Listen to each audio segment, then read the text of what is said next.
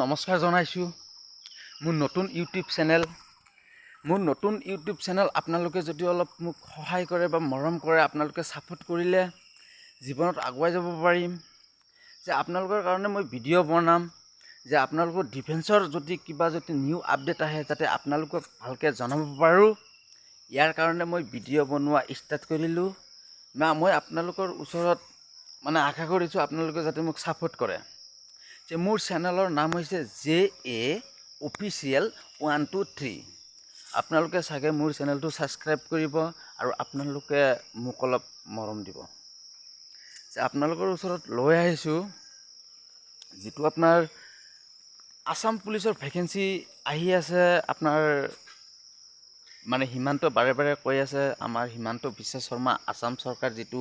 অসম পুলিচৰ ভ্যাকেন্সি এই অসম পুলিচৰ ভ্যাকেন্সি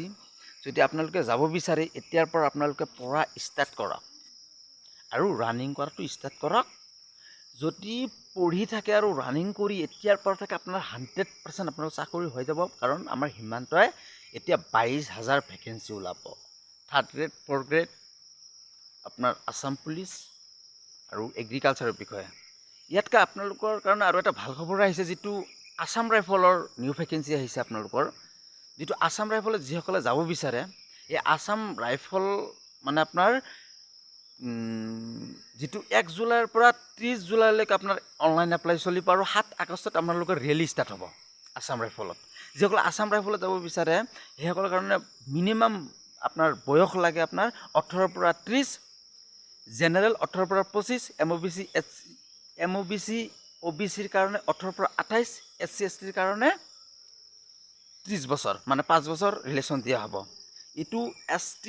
MOBC আৰু আপোনাৰ OBCৰ কাৰণে 100 টাকা ফিজ কাটিব লাগিব যেটো SC STৰ কাৰণে ফিজ কাটিব নালাগে আৰু আসাম ৰাইফল যেটো নিউ ভ্যাকেন্সি আছে আপোনাৰ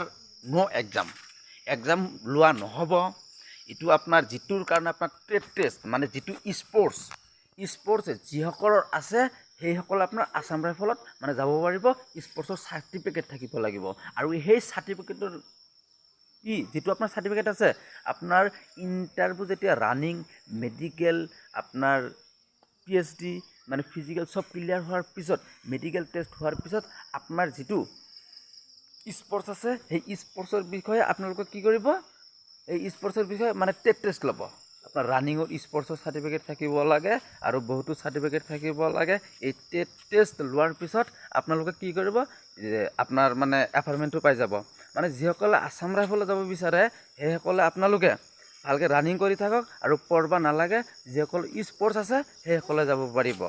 আৰু আপোনালোকে কষ্ট কৰিলে নিশ্চয় চাকৰি পাব মই 5 কিলোমিটাৰ মান ৰান কৰি আহিছোঁ মোৰো মানে বিয়া হৈছে ৰিটাৰ্ণটো আৰু পঢ়িলেহে আপোনালোকে চাকৰিটো পাব পঢ়িলে নপঢ়িলে নোৱাৰে